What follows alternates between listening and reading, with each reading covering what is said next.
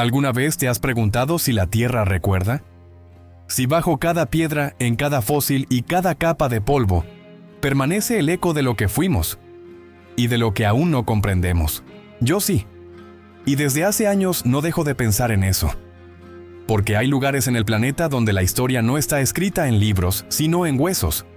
Lugares que parecen murmurar desde el subsuelo, como si cada fósil guardara no solo la forma de un cuerpo antiguo, sino la memoria de un instante, un error, una tragedia. Y uno de esos lugares está en Ecuador, Tanque Loma. Un nombre que no dice mucho, pero que esconde una de las fosas comunes más misteriosas de la prehistoria. Miles y miles de huesos mezclados, apilados como si el tiempo los hubiese vomitado en el mismo punto. Y entre ellos, los cuerpos colosales de unos seres tan enormes, tan imposibles, que cuesta imaginar que alguna vez caminaron sobre esta tierra. Gigantes perezosos terrestres, criaturas de más de 6 metros, de mirada lenta, pero cuerpo de montaña.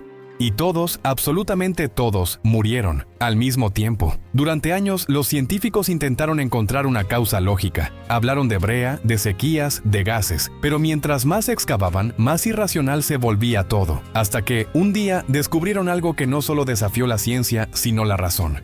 Porque bajo sus cuerpos había una capa inmensa, espesa y oscura. No era barro, era excremento, sí. Lo que los mató no vino del cielo ni de la tierra, vino de ellos mismos, de su propia naturaleza. Y aquí empieza lo que realmente me obsesiona. Imagínalo, estos gigantes buscando refugio, acercándose a una charca en medio de una sequía, intentando sobrevivir. Y poco a poco, ese refugio se convierte en su condena. Sus desechos, su alimento, su agua, todo se contamina. Y mueren, no por un depredador ni por un cataclismo, sino por algo mucho más profundo, su incapacidad de reconocer el veneno que estaban creando. Cuando lo leí, algo dentro de mí se estremeció. Porque, más allá de la biología, sentí que este hecho antiguo era una metáfora viviente de lo que somos. Nosotros también creamos nuestro propio pantano, nuestras emociones tóxicas, nuestros hábitos, nuestros excesos, y muchas veces, sin darnos cuenta, morimos en ellos, exactamente igual que esos gigantes. Quizá los fósiles no son solo restos del pasado, quizá son mensajes, advertencias codificadas en piedra, lecciones de la Tierra para quienes aún respiramos sobre su superficie. Cuando los paleontólogos descubrieron que estos animales murieron por enfermedades transmitidas por sus propios desechos, lo consideraron una casualidad evolutiva. Yo, en cambio, lo sentí como un símbolo. El cuerpo que se envenena con lo que expulsa. El alma que se apaga por lo que no logra soltar. ¿Y si el verdadero mensaje de Tanque Loma no es científico, sino espiritual? ¿Y si cada fósil es un espejo de nosotros mismos, congelado en el tiempo para recordarnos lo que olvidamos? Cada vez que veo una reconstrucción de esos perezosos, me invade una sensación extraña, como si detrás de su mirada vacía hubiera una historia más profunda, como si supieran que su final no fue un accidente, sino parte de algo mayor. Un ciclo. Una purificación. Porque la muerte, incluso en su forma más absurda, siempre deja una enseñanza. Y lo que ocurrió en Tanque Loma no solo fue una tragedia natural, fue un recordatorio de que la vida puede destruirse a sí misma cuando olvida escuchar a la tierra. A veces me pregunto si esos gigantes no murieron por error, sino por destino. Si la naturaleza, en su sabiduría, no los convirtió en mártires de un mensaje más grande. Lo que creas te destruye si no lo comprendes. Y es ahí donde mi curiosidad se vuelve casi espiritual, porque mientras observaba las imágenes de esos esqueletos pensé, ¿qué otras muertes habrá guardado la Tierra con un significado oculto? ¿Qué otros fósiles esconden enseñanzas que aún no desciframos? Y fue entonces cuando encontré otro caso, uno tan desconcertante, tan simbólico, que parece más una parábola que un descubrimiento científico. Pero antes de contártelo, quiero que me escribas en los comentarios. ¿Crees que la Tierra nos habla a través de los fósiles? ¿O solo estamos proyectando en ellos lo que tememos ver en nosotros? Escríbelo porque quiero saber si tú también sientes que algo más profundo nos está observando desde las entrañas del tiempo. Y ahora prepárate, porque lo que viene cambia completamente la manera en que entendemos la vida, la muerte y el propósito de existir. A veces creo que el universo tiene un sentido del humor muy oscuro, porque justo cuando creemos entenderlo, nos muestra una historia que nos deja en silencio. Después de Tanque Loma, pensé que nada podía ser más absurdo ni más simbólico que morir ahogado en tu propio veneno. Pero estaba equivocado. Viajé, al menos en mi mente, hasta un rincón antiguo de Alemania, a un lugar llamado Geiseltal, donde hace unos 45 millones de años un extraño ritual de muerte quedó atrapado para siempre en piedra. Allí, bajo capas de sedimento, descansan cientos de ranas, cientos. No hay señales de violencia, ningún depredador, ningún cataclismo, solo silencio. Un cementerio anfibio perfecto, tan intacto que parece una ofrenda. Durante décadas, los científicos se preguntaron qué había pasado. ¿Por qué todas esas criaturas aparentemente sanas murieron al mismo tiempo?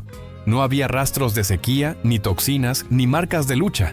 Solo cuerpos pequeños, en posiciones serenas, casi como si hubieran aceptado su destino. Y entonces, una idea apareció. Tan extraña, tan humana, que casi parece poesía. Murieron de amor, literalmente.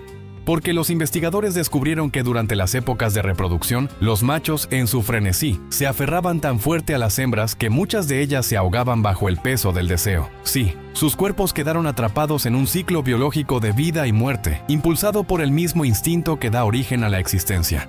Y cuando lo comprendí, sentí un escalofrío, porque una vez más el mensaje parecía dirigido a nosotros. La naturaleza repite su lección, solo que cambia de forma. Los gigantes de Tanque Loma murieron intoxicados por lo que no supieron liberar. Las ranas de Geiseltal murieron por lo que no pudieron detener.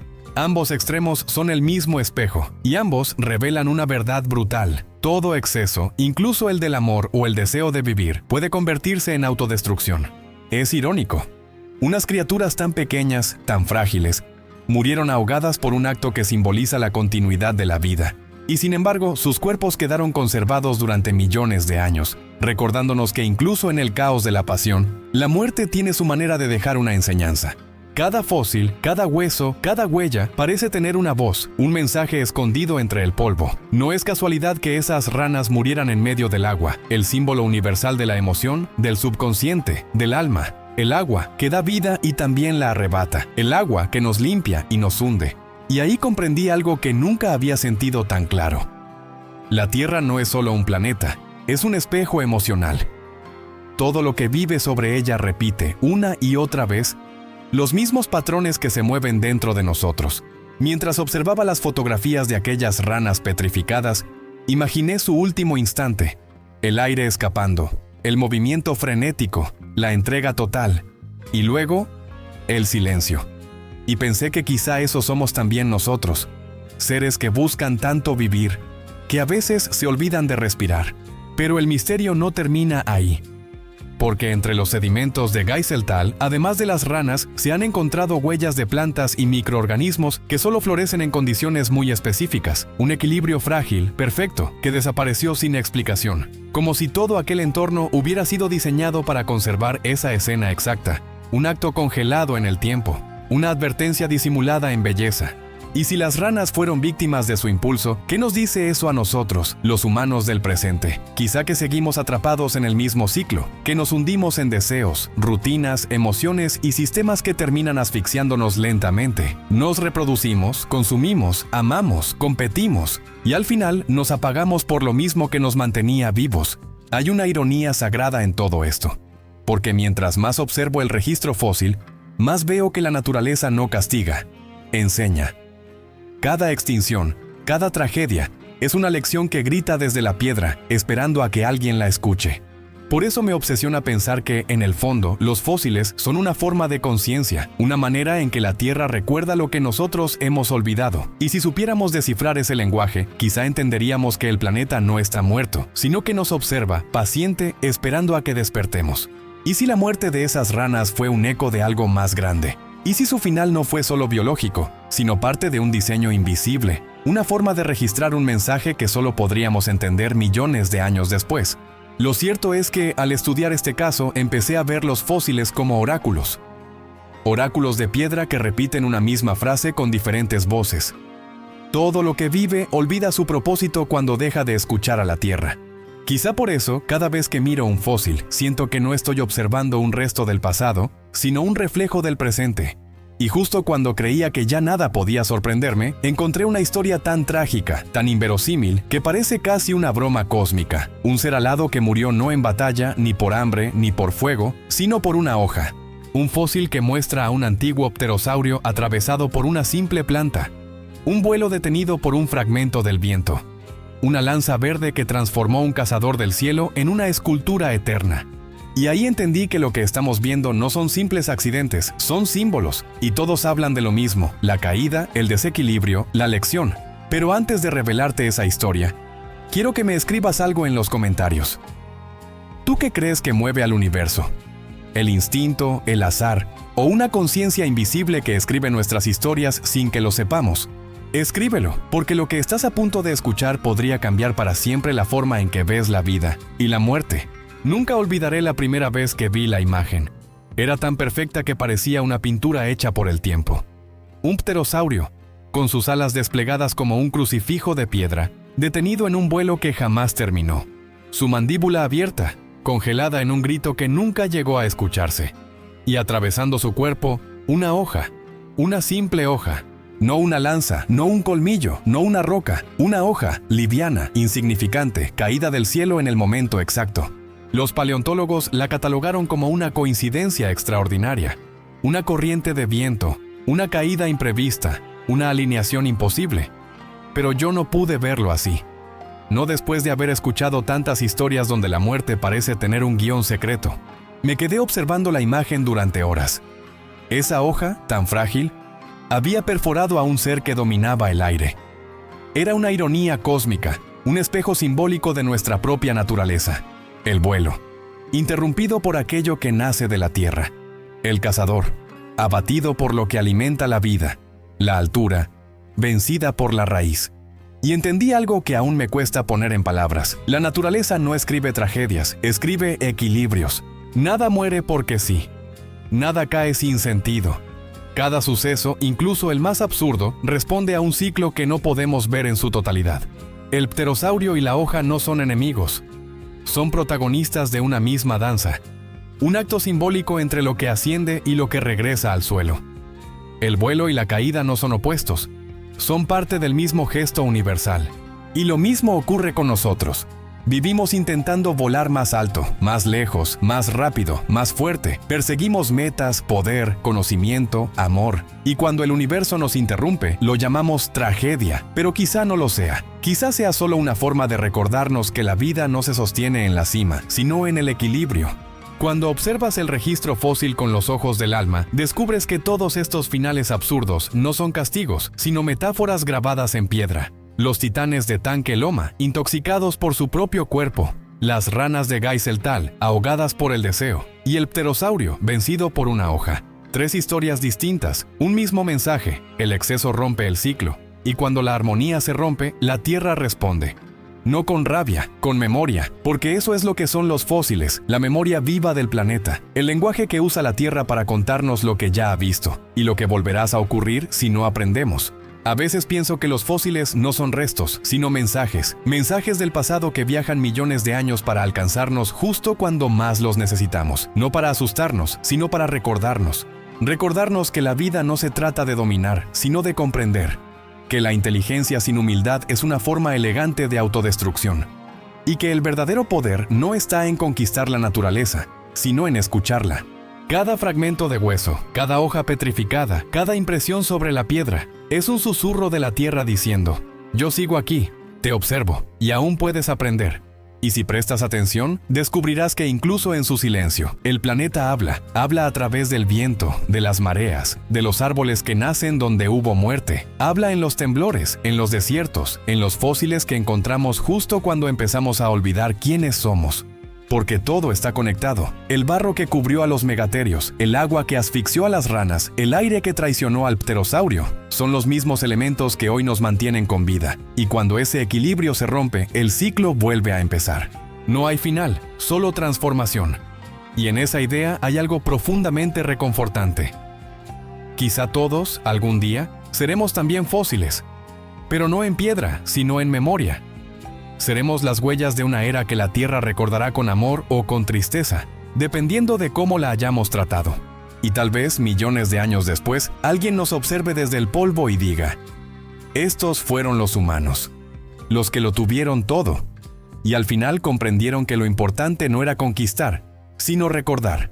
Ese pensamiento me acompaña cada vez que cierro los ojos frente a una vitrina de museo. porque en el fondo no estoy mirando restos del pasado. Estoy mirando el futuro de todos nosotros. La Tierra sigue escribiendo su historia. Y nosotros, queramos o no, somos parte de su guión. Ahora dime, ¿crees que somos los autores de nuestro destino? ¿O solo personajes dentro del relato eterno de un planeta que nunca olvida? Escríbelo en los comentarios, y si quieres seguir explorando los mensajes ocultos que la Tierra dejó grabados en piedra, suscríbete, porque lo que viene va a desafiar todo lo que creías entender sobre la vida, la muerte y el alma del planeta. Creí haber visto todos los finales posibles, los que se ahogan, los que caen, los que se rompen en su propio reflejo, hasta que descubrí a los que ardieron. Hay algo en el fuego que siempre me ha parecido sagrado, no porque destruya, sino porque purifica, porque en su danza violenta el fuego no borra, revela. Y eso fue exactamente lo que ocurrió con una criatura que nunca imaginó convertirse en un testimonio eterno, un rinoceronte prehistórico, calcinado en cuerpo pero preservado en alma. Tuve que viajar, al menos con la mente, hasta una tierra que parece un sueño mineral, Capadocia, en Turquía. Sus paisajes son tan extraños que uno podría jurar que fueron esculpidos por dioses o por algo que ya no pertenece al mundo de los vivos. Pero lo cierto es que nacieron del caos, de 3 volcanes antiguos que, millones de años atrás, vomitaron fuego, gas y piedra, modelando aquel escenario como si fuera una cicatriz del planeta. Y fue allí donde la Tierra decidió contar otra historia, una que empieza con un rugido y termina en silencio. Entre las capas de ceniza endurecida, los científicos encontraron algo imposible: la cabeza solitaria de un rinoceronte ancestral, un Ceratotherium extinto. El cráneo estaba intacto, casi desafiante al paso del tiempo, pero con la superficie rugosa, quebrada, como si hubiera sido tallada por fuego divino. Y lo más perturbador, el interior de sus dientes estaba corroído, frágil, como si la carne que alguna vez cubrió esos huesos se hubiera cocido viva. Los análisis revelaron lo impensable. Aquel gigante había sido frito, deshidratado y horneado por una erupción que alcanzó más de 400 grados. Una ola de lava lo envolvió sin piedad. Y cuando la muerte parecía completa, una avalancha piroclástica, una mezcla letal de gas, cenizas y roca, terminó por desintegrar todo su cuerpo. Todo, excepto su cabeza. Y ahí está lo poético: de todos sus fragmentos, solo la mente sobrevivió. Me quedé mirando esa imagen y no pude evitar pensar que la Tierra tiene una forma muy suya de enseñarnos. A veces destruye el cuerpo para salvar el mensaje, como si entendiera que lo físico es solo un medio, y lo simbólico, lo eterno. Ese cráneo chamuscado es más que un fósil, es un recordatorio. El fuego no siempre mata, a veces inmortaliza, y cuando lo hace convierte el dolor en memoria. Pero el Ceratotherium de Capadocia no fue el único mártir de esa lección. A miles de kilómetros en lo que hoy es el estado de Washington, otro rinoceronte, esta vez un Diceratherium, sufrió un destino igual de paradójico. En su caso, la lava no solo lo devoró, lo moldeó.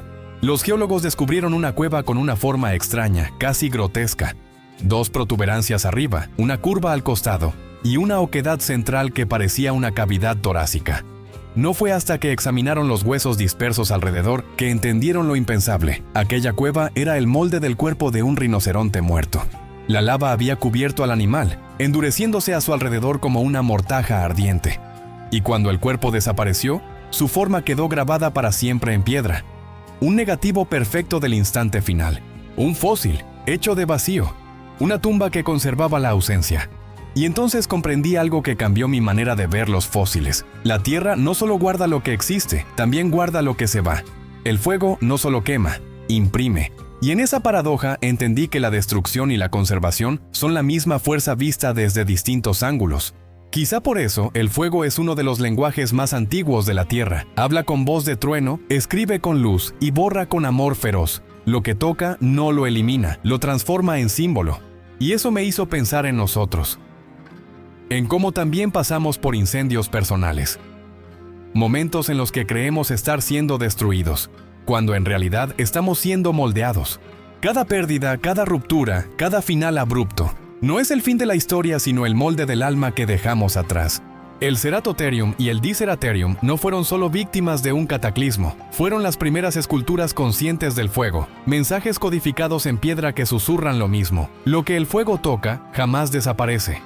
Y así, mientras observaba las fotografías de esos cráneos y cavernas, no pude evitar pensar que el fuego es el ojo de la Tierra, Una mirada ardiente que lo ve todo, que lo limpia todo, que lo recuerda todo. Quizá por eso, desde entonces, ya no le temo al fuego, porque ahora sé que incluso cuando quema, también crea. Y justo cuando creí haber entendido su mensaje, la tierra volvió a hablar, pero esta vez no con fuego, sino con raíces. Porque lo que vino después fue aún más desconcertante. Una criatura que no murió por el aire, ni por el agua, ni por el fuego, sino por un árbol. Una muerte imposible, tan simbólica, que parece escrita por la propia naturaleza para cerrar el círculo. Y esa historia comienza en el mismo lugar donde cayó el último meteorito. Creí que lo había visto todo: fuego, hielo, ceniza, vacío. Pero la Tierra aún tenía una historia más guardada. Una donde la muerte no llega desde el cielo ni desde el volcán, sino desde abajo. Una muerte silenciosa, vegetal, imposible. Fue en Dakota del Norte, en un lugar llamado Tanis. Un nombre que suena antiguo, casi bíblico. Allí, entre sedimentos finos que una vez fueron barro, los científicos encontraron algo tan absurdo que parecía una metáfora. Una tortuga atravesada por un árbol. Recuerdo ver las imágenes y quedarme sin palabras. El tronco petrificado salía a través del caparazón como una lanza, tan perfectamente conservado que parecía haber ocurrido ayer. Pero esa escena, tan cruel y precisa, estaba congelada en el tiempo desde hace 66 millones de años, el mismo instante en que un asteroide cambió el curso de la historia para siempre. La tortuga no murió por hambre, ni por depredadores, murió por azar, por la furia de un bosque arrancado del suelo y arrojado como metralla por una ola de destrucción cósmica. Cuando el meteorito cayó en lo que hoy es Yucatán, levantó un infierno global. Y en Tanis, aquella ola de energía, una mezcla de lodo, árboles, rocas y fuego, arrasó todo a su paso. En medio del caos, una tortuga nadaba o intentaba huir, y un árbol, lanzado con la fuerza de 1000 huracanes, la atravesó. Podría parecer una simple coincidencia geológica, pero no lo es, porque Tanis no es solo un cementerio, es un instante congelado, una fotografía exacta del día en que el cielo cayó sobre la Tierra.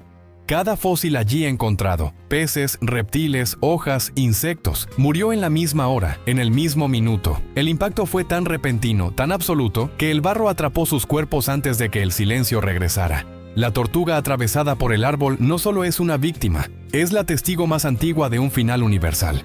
Y mientras la observaba, pensé, no hay nada más poético que morir tocando un árbol. Porque en cierto modo murió atravesada por la vida misma. Por la semilla que crece, por la raíz que empuja, por la madera que respira. Murió en manos de la tierra, y de alguna forma eso me parece un privilegio. Pero Tanis no solo guarda esa escena. Bajo el mismo sedimento aparecieron otros cuerpos que cuentan una historia distinta, pero igual de desconcertante. Peces jurásicos atrapados en la muerte de otro animal. Los fósiles mostraban un pez, del género Tarsis, mordiendo algo que parecía una piedra alargada. Pero al analizarlo descubrieron que esa piedra era un belemnite, un antiguo cefalópodo, como un calamar con concha interna. El pez lo había mordido en el instante en que ambos murieron, un segundo exacto, petrificado para siempre. Durante años fue un enigma. ¿Por qué un pez se lanzaría a morder un animal muerto? La respuesta llegó con una observación casi poética. Los belemnites estaban cubiertos de pequeños bivalvos, como mejillones diminutos. Eso significaba que habían estado flotando durante días, llenos de gas, moviéndose en la superficie del mar como trampas engañosas. Cuando el Tarsis los vio, creyó que eran presas vivas, y en su último impulso de hambre, mordió un cadáver. Ambos quedaron atrapados juntos, en una coreografía final de error y destino, una danza de muerte que el tiempo convirtió en escultura. Y así entendí algo que me heló el alma. No hay muerte absurda en la naturaleza, solo historias que aún no entendemos. Una tortuga empalada por un árbol, un pez que muerde un fantasma, un rinoceronte moldeado en lava. Todos son fragmentos del mismo lenguaje. La tierra no mata porque odie, mata porque recuerda. Porque a través de cada accidente improbable, de cada tragedia silenciosa, está construyendo su propia memoria. Una memoria escrita en piedra, en ceniza, en fósiles y sombras. A veces me pregunto si nosotros, humanos, pasajeros breves de un planeta inmortal, también quedaremos así, congelados en un instante, un molde de nosotros mismos, atrapado en el barro del tiempo.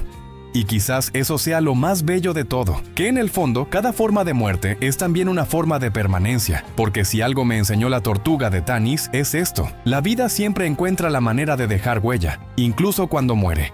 Cuando cierro los ojos y pienso en todos estos fósiles, el rinoceronte calcinado en Capadocia, la tortuga atravesada por un árbol en Tanis, el pez que mordió un cadáver flotante, el homínido acechado por dientes de sable, siento que la tierra me habla. No con palabras, sino con ecos, con respiraciones antiguas que aún vibran bajo nuestros pies. Cada fósil no es una muerte, es una memoria petrificada, una carta escrita por la naturaleza a quien quiera leerla. Y si sabes escuchar, te das cuenta de algo que te cambia para siempre. Ninguna de estas criaturas murió realmente. Solo cambiaron de forma, porque el polvo que alguna vez fue un rinoceronte, una tortuga o un pez, ahora vive en nosotros, literalmente. Cada célula de nuestro cuerpo, cada mineral, cada respiración que inhalamos, es herencia de esas vidas perdidas. Y entonces todo encaja. Los fósiles no son advertencias del pasado, son recordatorios de nuestro futuro. Un futuro que depende de si aprendemos a escuchar las historias que la Tierra ya escribió. Si el Ceratotherium calcinado nos enseñó que el fuego puede conservar la memoria. Si la tortuga de Tanis nos mostró que incluso la destrucción deja belleza. Y si los peces del Jurásico nos revelaron que la curiosidad puede ser fatal, entonces tal vez lo que el planeta intenta decirnos es simple. Todo lo que alguna vez existió sigue aquí, observándonos. Y pienso en eso cada vez que piso el suelo, porque bajo cada paso hay huesos que fueron carne, y bajo cada piedra hay ecos de un mundo que alguna vez respiró. El verdadero misterio no es cómo murieron, sino cómo nosotros, sabiendo tanto, hemos olvidado escucharlos. Porque quizás, dentro de millones de años, otro ser encontrará nuestros restos y se preguntará lo mismo que nosotros ahora. ¿Qué historia contarán nuestros fósiles? ¿Seremos recordados como los que destruyeron o como los que finalmente comprendieron? Yo quiero creer que, al igual que ellos, también dejaremos un mensaje. Uno que diga, aquí vivieron los humanos, los que miraron al pasado para entender el futuro. Y si llegaste hasta aquí conmigo, gracias, de verdad. Eres parte de ese pequeño grupo de personas que aún buscan respuestas, que aún se asombran, que aún sienten que hay algo sagrado en la ciencia. Así que si esta historia te habló, aunque sea un poco, suscríbete, deja tu comentario y cuéntame, ¿qué crees que intentan decirnos los fósiles? Quiero leerte. Y si quieres seguir viajando conmigo en este universo de misterios antiguos, te prometo que en el siguiente video exploraremos algo aún más desconcertante. Los ecos del meteorito. Las criaturas que sobrevivieron al fin del mundo.